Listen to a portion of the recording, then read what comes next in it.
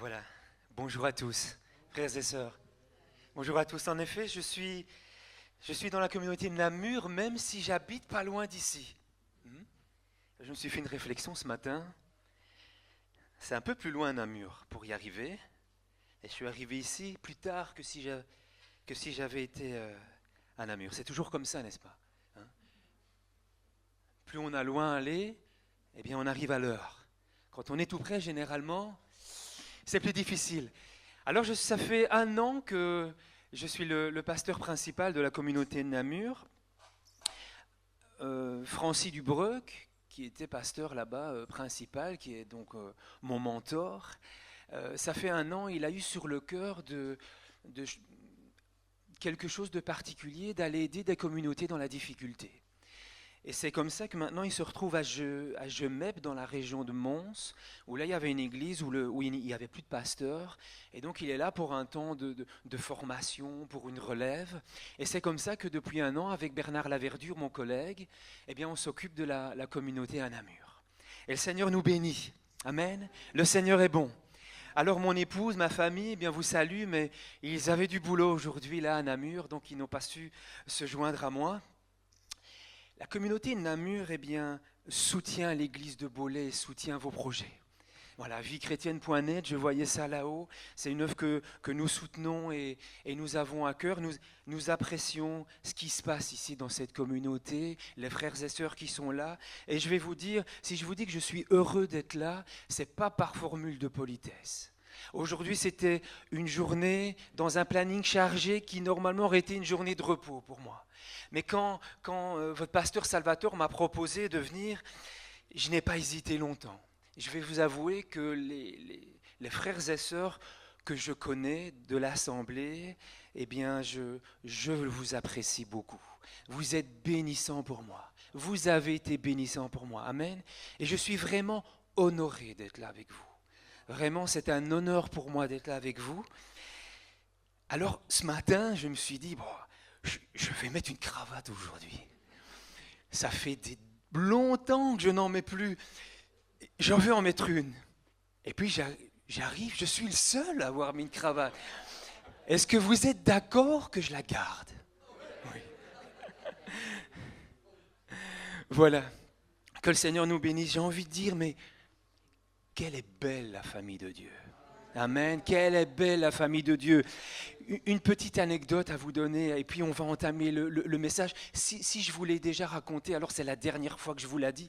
Il y a quelques années, je travaillais chez Belgacom et j'ai été envoyé à la RTBF pour superviser les votes par téléphone d'un concours de chant. Et donc, à un certain moment, après que les chanteurs, les chanteuses aient passé, eh bien, les gens pouvaient téléphoner et voter. Et moi, j'étais là comme expert pour pouvoir superviser les votes. Et puis, il y avait quelqu'un là qui était parmi les chanteurs, les chanteuses, quelqu'un que je connaissais de nom. On m'avait dit, ouais, c'est une chrétienne, elle est là, etc. Et puis, dans le couloir, à un certain moment, je vois une dame qui fait les 100 pas. Puis, je me dis, à mon avis, ça doit être quelqu'un, ça doit être ça. Sa maman, donc on doit se connaître, quoi. Et puis je prends mon courage à 2 mains et puis je vais la voir, je lui dis, est-ce que vous êtes la maman de Nathalie Sorche? Alors elle me dit, oui, et puis on commence à parler comme si on s'était toujours connus. Ça a été la cerise sur mon gâteau, ma bouffée d'air frais pour ma soirée. Quelle est belle la famille de Dieu. Alors je ne vous dis pas, après les chants, quand les compteurs ont commencé à s'affoler, et que le compteur de Nathalie a commencé à grimper, je faisais des bonds sur ma chaise, et puis je me dis, Laurent, calme-toi, parce qu'il y avait un huissier qui était là pour contrôler. Je dis, ils vont croire que tu as bidouillé, que tu as trafiqué les compteurs. Alors je voudrais ce matin, on peut mettre le titre du message, je vais aller dans... Oui, d'abord, je l'ai mis pour ne pas oublier, et j'ai bien fait. Votre pasteur... m'a dit que je pouvais je pouvais en fait, j'ai oublié l'affiche d'ailleurs, vous communiquer l'événement, l'Omega Day. Donc depuis 10 ans, ici c'est le 10e anniversaire, à Malone, nous avons un centre d'activité, d'hébergement, pour faire des camps d'enfants, des retraites d'église, etc. Et depuis 10 ans, le 15 août, donc ce sera un lundi dans 8 jours, eh bien nous avons une journée de détente inter-église qui commence à 10h30. Nous avons des tournois sportifs, il y aura de la pétanque, il y aura du volleyball et d'autres choses, du ping-pong, du mini-foot, il y a des barbecues. Et le soir, on aura un moment spirituel avec Matt Marvan et un grand feu de camp. Alors voilà, vous êtes invités. Vous êtes cordialement invités. C'est un moment, je pense que vous êtes déjà venus. Il y avait une équipe de théâtre qui était venue peut-être à une époque, il y a quelques années. Voilà, soyez les bienvenus pour se retrouver tous ensemble le 15 août, ce jour férié, si vous n'avez rien de prévu. Voilà. Alors on va commencer tout de suite. Le titre de mon message ce matin, suis-je le gardien de mon prochain? Et ça, quelque part, c'est une question que je voudrais nous poser ce matin. Est-ce que je suis le gardien de mon prochain? Alors en introduction, on va lire ensemble un texte dans la parole de Dieu, dans les psaumes. Psaume chapitre 133. Voilà, moi j'ai le copion ici. Chapitre 133, le verset 1, un psaume de David. Et il nous a dit, voici, oh qu'il est agréable, qu'il est doux pour des frères de demeurer ensemble. C'est comme l'huile précieuse qui, répandue sur la tête, descend sur la barbe d'Aaron qui descend sur le bord de ses vêtements. C'est comme la rosée de l'Hermon qui descend sur les montagnes de Sion, car c'est là que l'Éternel envoie la bénédiction, la vie pour l'éternité. On nous parle d'une montagne, l'Hermon, c'est la plus haute montagne d'Israël, 2210 mètres. Et en fait, cette montagne, elle est particulière. Les peuples les plus anciens, depuis toujours, lui ont donné un caractère sacré. Parce qu'en fait, sur cette montagne, il y a une réserve d'eau, comme nulle part ailleurs, à cause de la neige, à cause des pluies. Et elle permet de pouvoir, dans cette contrée, les alentours, une contrée très sèche, elle permet de pouvoir déverser l'eau, et l'eau ainsi s'écoule, s'irrigue sur le Liban, sur la Syrie et sur Israël. Et c'est vraiment un lieu de bénédiction.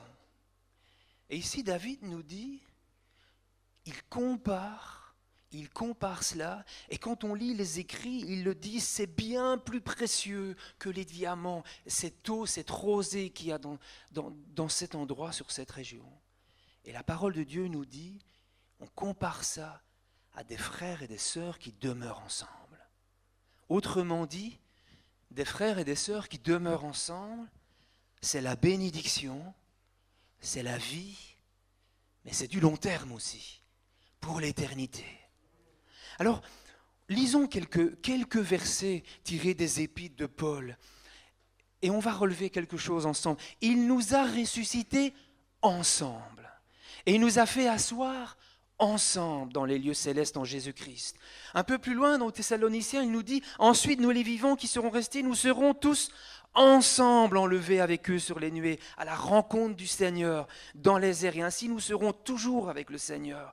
Un peu plus loin, afin que soit que nous veillions, soit que nous dormions, nous vivions ensemble.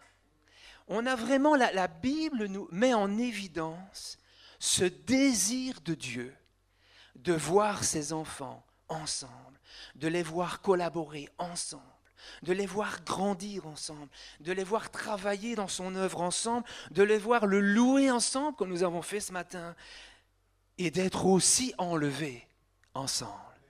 Vous ne partirez pas avant moi. On sera ensemble. Et quand la Bible nous parle du plan de Dieu pour nous, bien, il y a toujours deux dimensions, il y a toujours deux axes. Il y a d'abord l'individualité, et puis il y a cette dimension d'unité, de collaboration. Elle insiste sur les deux, la parole de Dieu, mais elle les met en équilibre. Et le souci, c'est que nous assistons à un déséquilibre entre ces deux notions. Et on va voir pourquoi ensemble. Et peut-être qu'on va voir qu'il est peut-être nécessaire pour nous, dans certaines situations, dans certaines saisons de nos vies, de faire peut-être des efforts, de mettre peut-être des choses en place pour garder un équilibre entre les deux. Vous savez, certains principes qui deviennent naturels dans notre vie de tous les jours, dans notre monde, ne peuvent pas toujours être appliqués dans notre vie spirituelle. Alors on vit dans un monde postmoderne. Alors qu'est-ce que c'est de ça? Je vais faire une grande parenthèse historique. Il y a des études sociologiques qui ont été faites. Et dans le passé, les sociétés antiques, la réalité de base, c'était la famille. Déjà dans les tribus aussi, la réalité de base, c'était la tribu. Et dans les divers projets collectifs qui existaient à ces époques, eh bien, l'individu était appelé à se sacrifier au détriment de la collectivité. L'individu était souvent opprimé, les besoins personnels étaient minimisés, même niés. C'est la collectivité qui comptait. Dans le Nouveau Testament, nous trouvons quelque chose d'extraordinaire. La valorisation de l'individu en tant que personne qui compte devant Dieu. Et c'est comme être individuel que vous et moi, chaque homme, chaque femme, est appelé par le Seigneur. Le Seigneur nous dit, toi, suis-moi. Le Seigneur nous dit aussi, si toi tu crois, tu verras la gloire de Dieu. C'est plus la nation qui est appelée à se convertir à la foi, mais c'est chaque personne individuellement. Alors cet individualisme sur le plan religieux, c'était une innovation dans le monde antique. C'était la première fois que, quelque part, la religion devenait individualiste, que le salut était individuel.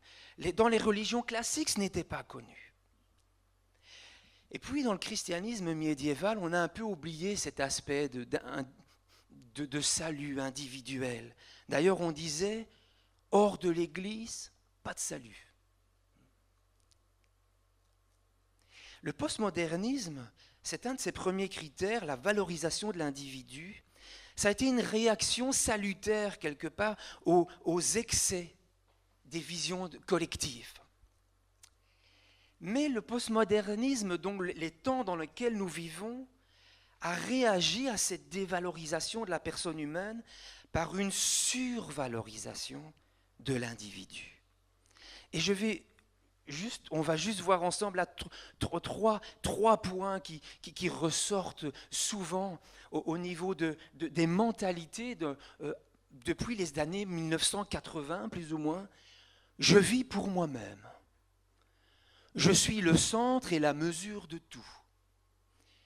Chacun pour soi. Ce n'est plus la famille, l'Église, la société ou Dieu qui fixe ma destinée, c'est moi et c'est moi seul. Alors ça a eu des conséquences.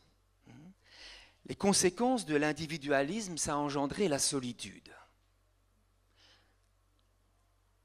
C'est le problème numéro 1 de notre époque, la solitude. Dans une communauté chrétienne à Boston, ils ont fait une enquête de voisinage, je vais dire, à grande échelle. 50 000 voisins ont été approchés et on leur a posé toute une série de questions. Et il en est ressorti que 65% des gens autour de cette région vivaient seuls. Une autre conséquence, c'est le manque d'engagement. S'engager, c'est se lier quelque part. On n'est plus libre. On ne peut plus disposer de soi, de son avenir, de son temps. Alors vaut mieux pas s'engager. On a remarqué aussi dans les conséquences, on se retire de la société et on se suffit à soi-même. Par exemple, depuis 10 ans, les pizzas-services ont été multipliés par 150. Alors c'est presque un affront que je vous fais à une communauté italienne, hein, de parler des pizzas-service, mais bon, ça a quand même pas mal de succès auprès des Belges qui ne connaissent pas la bonne cuisine, hein, des mamans italiennes. Ça a été multiplié par 150. On ne va même plus au restaurant. On commande une pizza et on la mange chez soi, seul devant la télé. Et tous ces effets ont eu aussi des effets dans le monde chrétien. Par exemple, on a posé la question aux croyants et on leur demandait, peut-on vivre en chrétien sans église ? 80% des interrogés disaient oui.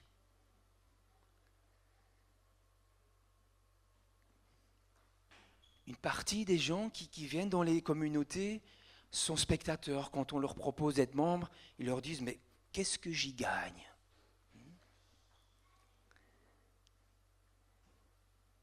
Les cultes télévisés, par exemple, c'est extraordinaire. Ça a un impact formidable auprès des gens de l'extérieur.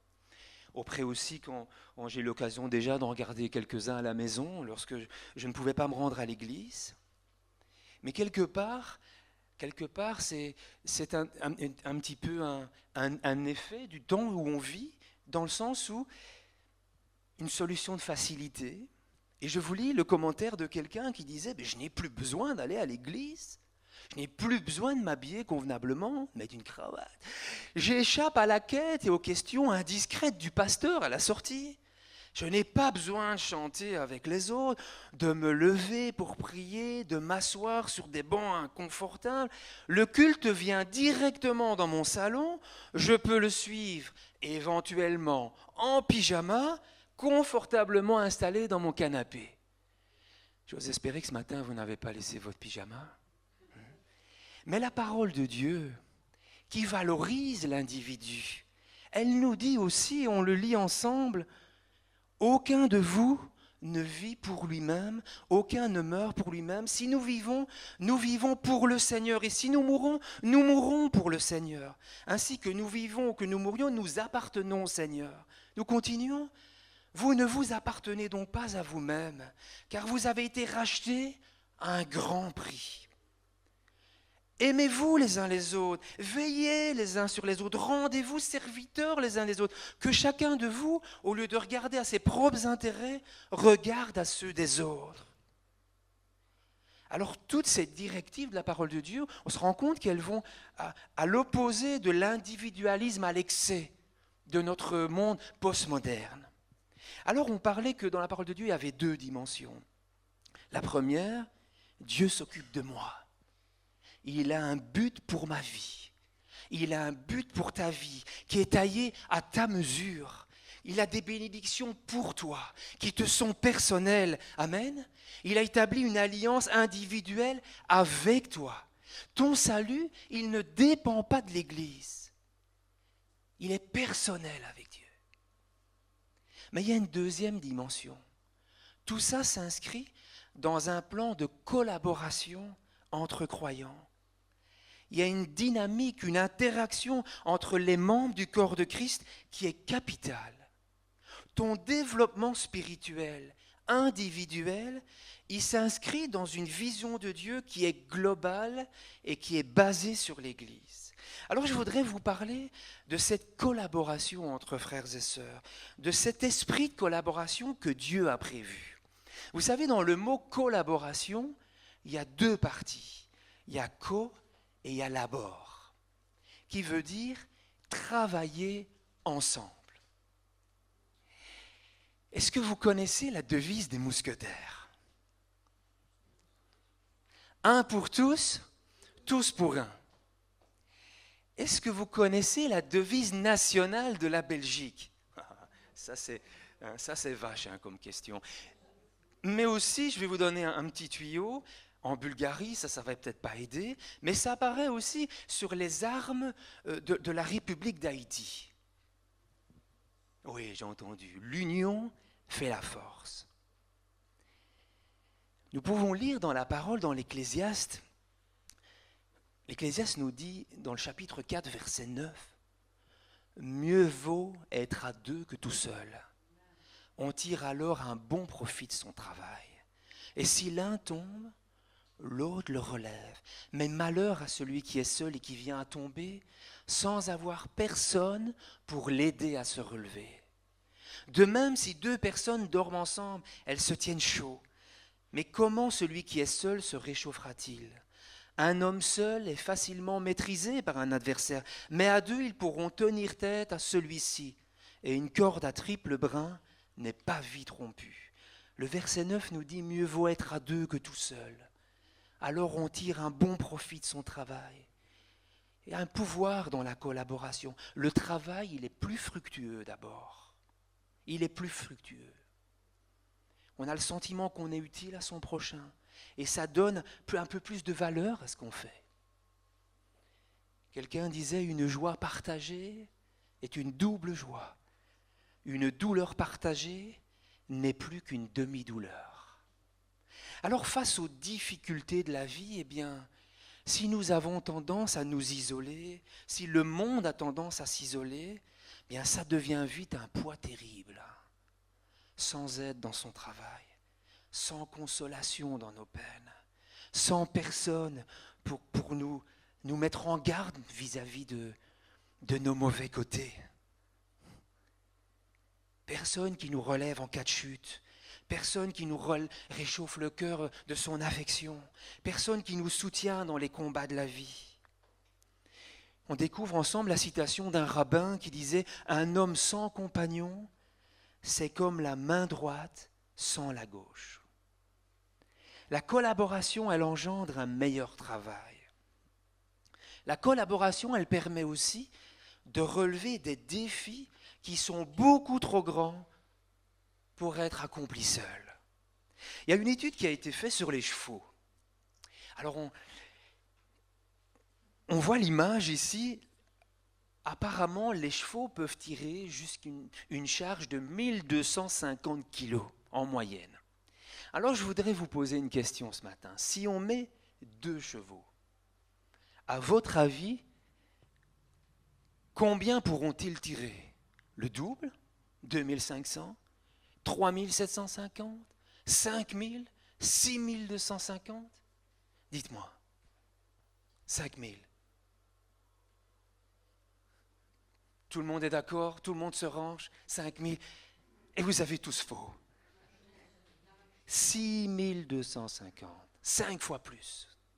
Si on avait mis 2 voitures, c'est clair, on aurait pris le double. Le fait, les êtres vivants, quand ils travaillent en équipe, voient leur capacité d'accomplir des défis augmenter de manière exponentielle. Dieu nous a créés, il nous a créés et nous sommes plus efficaces lorsque nous travaillons à plusieurs. Ne dit-on pas, seul, j'avance plus vite. À deux, on avance plus loin. Et les sociétés l'ont bien compris. Les sociétés l'ont bien compris dans la gestion des entreprises au niveau management. Je vous ai dit tout à l'heure la société dans laquelle je travaillais. Et un jour, eh bien, j'ai reçu un encouragement, un mot de la part de la direction. Et je vais vous le lire. Je vais vous lire et on m'a déjà dit, c'est courant dans les grandes sociétés. Dans ces moments difficiles, vous êtes les meilleurs ambassadeurs de notre société. Votre engagement et votre motivation sont nos plus grands atouts. Ensemble, nous allons faire en sorte que le nom de la société reste sur le devant de la scène en termes d'innovation et soit plus proche de ses consommateurs. Cela n'est possible qu'avec votre collaboration. Et je suis fier de pouvoir compter sur les nombreux talents que compte cette entreprise pour m'assister dans la tâche. La collaboration, les grandes sociétés l'ont compris aussi, c'est important. D'où ma question, qu'en faisons-nous dans l'Église ? Qu'en faisons-nous dans l'Église ? Si nous faisons du sport, un sport d'équipe, il y a quelques mois d'ici, c'était l'Euro de foot. Et il y a eu un match particulier. très particulier. À oublier pour nous, Italie-Belgique. Qu'est-ce qui s'est passé? Alors on entendait, oh, les Italiens, excusez-moi, mais les Italiens, ils ont la plus mauvaise équipe de tous les temps. Ça n'ira pas, etc. Par contre, les Belges, waouh, ils ont des individualités formidables, c'est l'élite, etc. On se voyait déjà champion d'Europe. Hein. Et puis les Belges ont joué contre les Italiens. Qu'est-ce qui s'est passé? Allez, dites-le, qu'est-ce qui s'est passé? Hein? Le soir, vous n'avez pas entendu beaucoup de Belges klaxonner dans les rues, n'est-ce pas? Et puis on a remarqué qu'il y avait un travail d'équipe qui a été fait. Et que même si les individualités n'étaient peut-être pas à la hauteur de l'autre équipe, peut-être, il y a un travail d'équipe qui avait été fait, qui avait permis de remporter la victoire.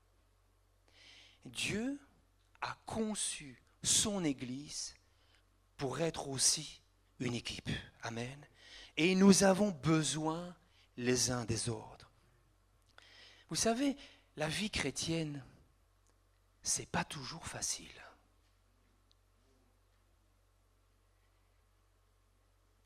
Il y a des tentations. Il y a aussi notre personnalité, ce qui n'a pas encore été transformé dans nos vies. Hein, la Bible dit la chair. Il y a aussi l'ennemi qui est là. Il y a aussi les épreuves. Ça nous fait dévier parfois de la voie du Seigneur. Il y a la pression du travail. Lorsque nous devons faire un choix qui va être juste aux yeux de Dieu, mais qui nous savons n'est pas attendu par la direction ou nos collègues. Il y a la pression sur nos épaules. Et seuls, eh bien, nous cédons plus facilement au découragement. Mais ensemble, nous trouvons la force nécessaire dans la prière, en nous encourageant, en nous édifiant les uns les autres. Vous savez, l'Église, ce n'est pas un club, ce n'est pas simplement un rassemblement d'amis. L'Église, c'est un environnement où on peut s'engager à fond dans la vie des autres. C'est un environnement où il y a de la confiance, où on peut partager ses problèmes. Un endroit où vous avez des gens à cœur que vous pouvez aider, des gens qui vous soutiennent. Un lieu où vous pouvez vous aider réciproquement et grandir ensemble. Je me rappelle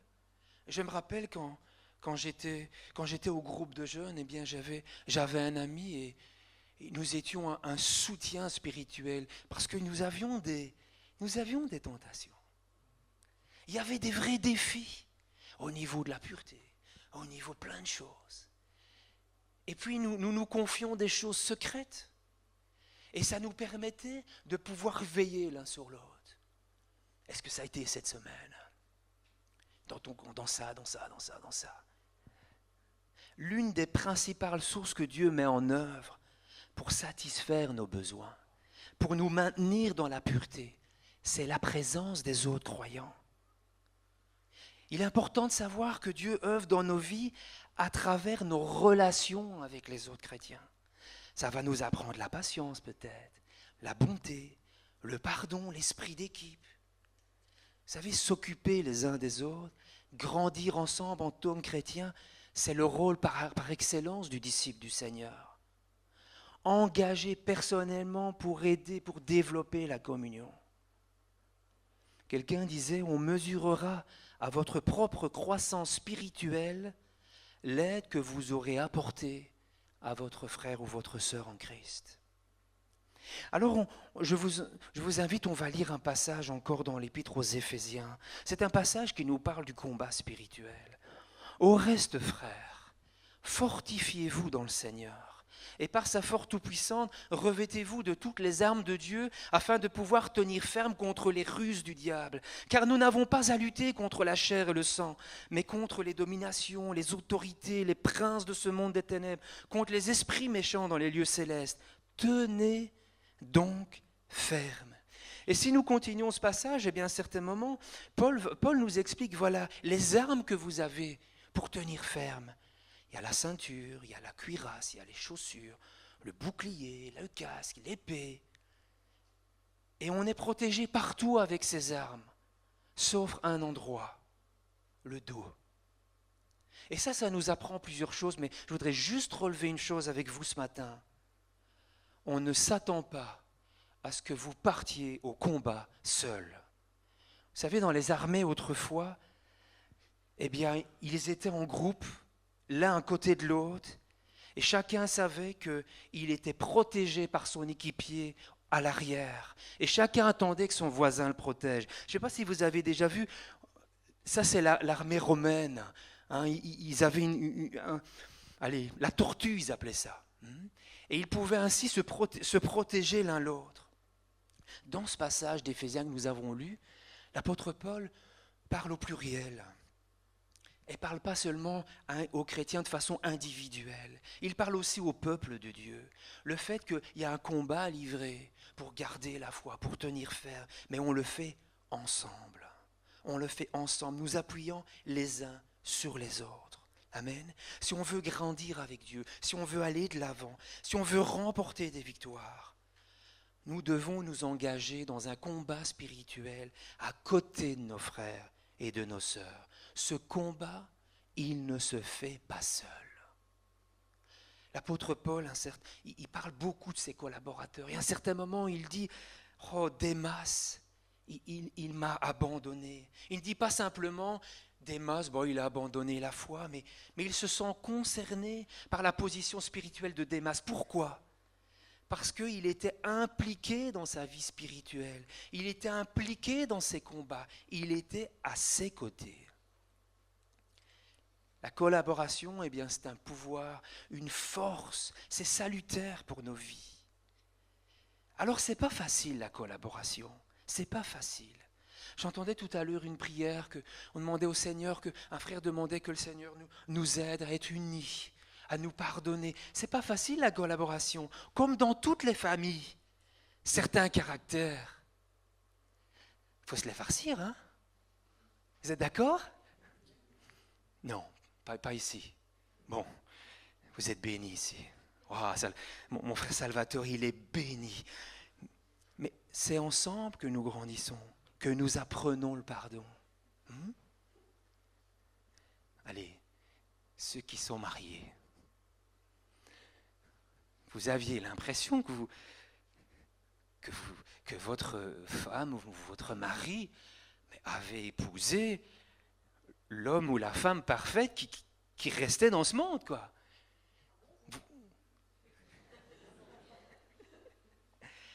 Avant de se marier, on imagine que quelque part, on est à la hauteur. Hein.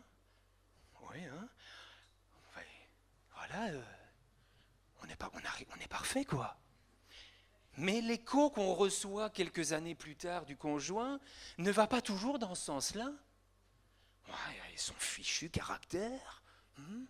Où là, on se rend compte que c'est quand on est deux que là, il y a des choses dans nos vies qui doivent être transformées, qui sont mises en valeur et en relief. Pas encore? Ça va venir. Et là, le Seigneur nous transforme. Le Seigneur nous transforme, il nous aide. C'est ensemble que nous grandissons, ensemble que nous sommes une puissance spirituelle. Nous sommes le gardien l'un de l'autre. Et là, je suis au cœur de mon message et je vous lis un passage dans Genèse où on voit les premiers effets de la chute quand le péché est venu dans le monde. Eh bien, à un certain moment, l'Éternel, au chapitre 4, verset 9, je ne pense pas je l'ai sur le transparent, sur la projection, Genèse 4, 9, l'Éternel dit à Caïn, « Où est ton frère Abel ?» Il répondit, « Je ne sais pas, suis-je le gardien de mon frère ?» Et Dieu dit, « Mais qu'as-tu fait ?» Je pense que si Dieu avait répondu à la question de Caïn, il aurait certainement répondu par l'affirmative. Tout homme est le gardien de son prochain. Alors perdre ça de vue, eh bien c'est un piège pour chaque chrétien. Vivre dans l'isolement, c'est un piège pour chaque chrétien.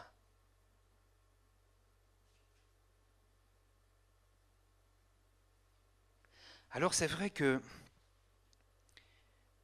c'est pas évident. Je ne sais pas votre vie, mais c'est toujours la course. C'est toujours la course. On n'a plus jamais le temps. On n'a plus jamais le temps d'entretenir des relations. On est toujours en train de courir. Mais est-ce que quelque part, ça ne nous invite pas peut-être à mettre des choses en place dans nos vies? Peut-être, je sais par exemple que un couple dans l'église m'expliquait à Namur, mais voilà, une fois par mois, on a décidé, une fois par mois, eh bien après le culte, on invite une famille de l'église. Parce qu'en réalité, on ne se connaît pas. On ne se connaît pas. On vient, on se dit bonjour, ça va, comment tu vas? Oui, ça va. Mais ça ne va pas en fait. Peut-être que le frère, la sœur vit des choses mais terribles dans sa vie, qu'on est loin d'imaginer.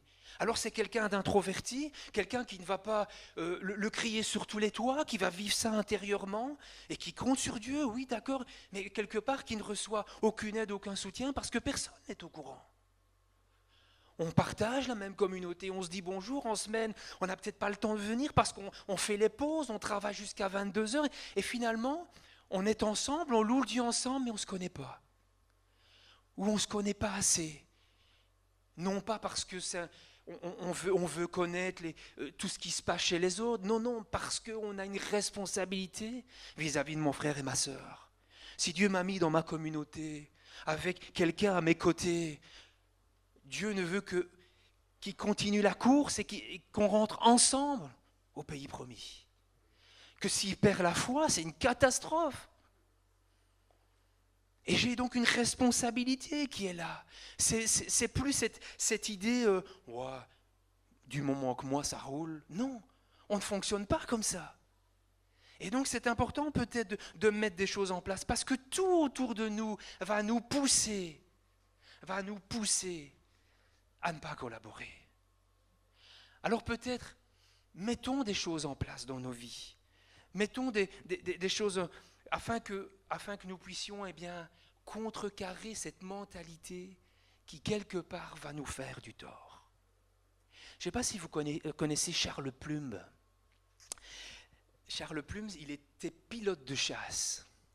Et en fait, il était dans la marine américaine au Vietnam et il a été abattu, il a fait 75 missions de combat et à un certain moment, il a été abattu par un missile et il s'est éjecté de son appareil.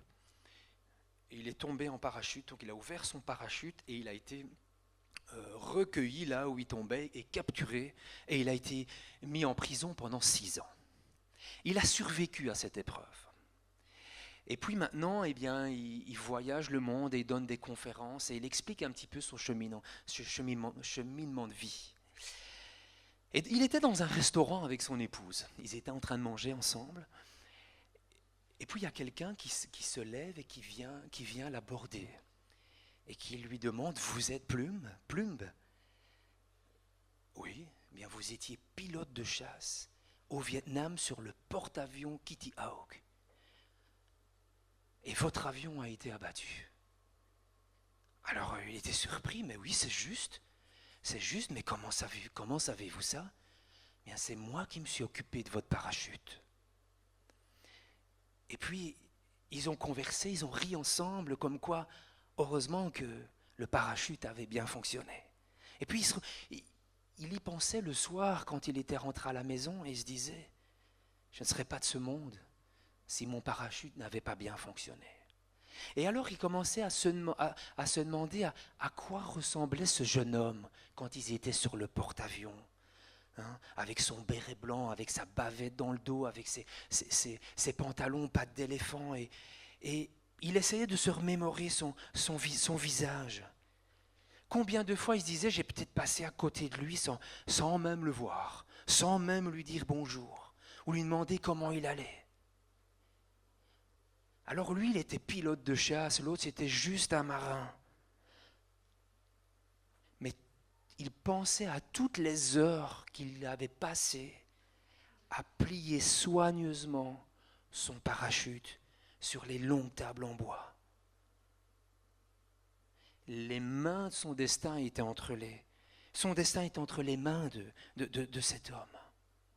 Et souvent, quand il voyage et partage son expérience, il demande à son auditoire, qui prend soin de votre parachute? On a tous un parachute mental, émotionnel, spirituel. Nous avons toujours besoin de quelqu'un pour prendre soin de notre parachute. Alors oui, Dieu est là. Dieu est là. Mais Dieu a prévu un travail d'équipe et il nous a tout donné pour cela. Alors je voudrais ce matin te poser cette question. Qui prend soin de ton parachute? On va conclure ensemble. Est-ce que j'ai été gagné par la mentalité extérieure? Est-ce que je vis pour moi-même? Est-ce que c'est le chacun pour soi? Ou alors est-ce que je veux entrer dans la dimension de Dieu? Je veux être le gardien de mon prochain. Je veux être revêtu de cet esprit de collaboration. Je veux prendre soin du parachute de mon frère, du parachute de ma sœur. Je veux entrer dans le combat spirituel, non pas n'importe comment, mais bien armé, mais aussi bien entouré. Dans l'Épître aux Hébreux, on peut lire « Veillons les uns sur les autres » pour nous inciter à mieux aimer et à faire des actions bonnes. N'abandonnons pas nos assemblées. Alors, ça ne veut pas dire que vous ne pouvez pas venir me dire bonjour, Anna Mieux. Ce verset veut dire que n'abandonnez pas le fait de vous rassembler ensemble. Comme certains ont pris l'habitude de le faire. Au contraire, encourageons-nous les uns les autres de cela, d'autant plus que vous voyez approcher le jour du Seigneur. Moi, je veux être attentif dans ma vie. Et j'ai besoin, dans la vie active qui est la mienne et dans la vie active qui est la vôtre, nous avons besoin régulièrement de nous repositionner. Seigneur, moi, je veux marcher à la lumière de ta parole. Cet individualisme maladif que nous vivons autour de nous, Seigneur, eh bien, je ne m'engage pas dans cette voie. Dans l'Église, nous avons un endroit de collaboration, un endroit où je veux peut-être prendre un nouveau départ dans ce domaine-là, où je vais commencer à mettre des choses en place, où je vais prendre soin de mon prochain, où je vais lutter pour lui, où je vais veiller pour lui. Cette sœur-là, ça fait 3 fois que je la vois plus, je vais l'appeler, je vais lui dire que je pense à elle. Juste ça. Je vais lui dire que je pense à elle. Il y a quelque temps,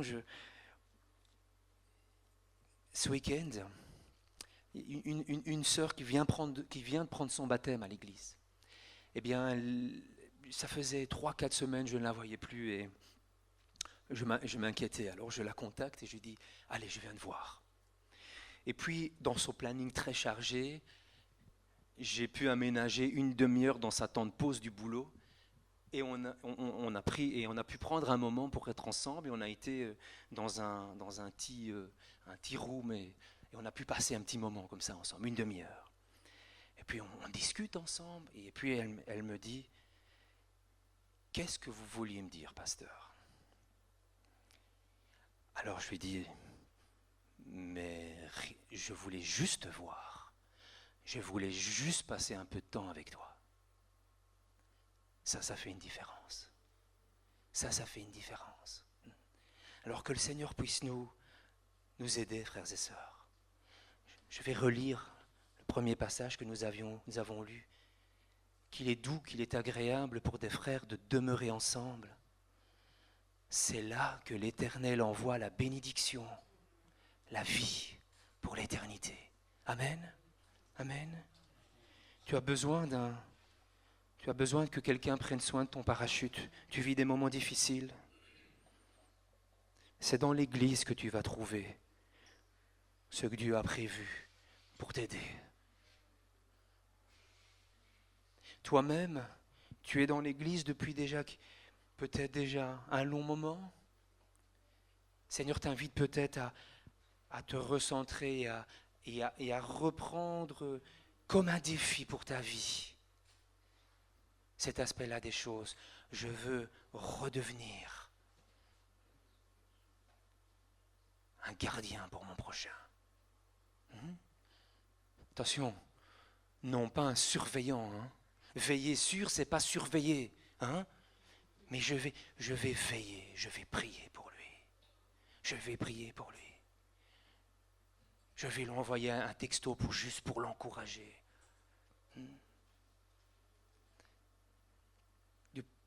Quelle est la dernière fois? Depuis quand avez-vous envoyé un SMS à quelqu'un de votre communauté pour lui dire « Je pense à toi, mon frère, je t'aime ». Waouh! Ça, c'est ce que Dieu veut manifester à travers nous. Amen. Amen. Et on a tellement été absorbés par l'extérieur. On veut peut-être se recentrer, mettre en place des choses toutes simples qui vont nous permettre de pouvoir aller de l'avant tous ensemble. Amen. Amen. Je vous invite à vous lever, on va prier.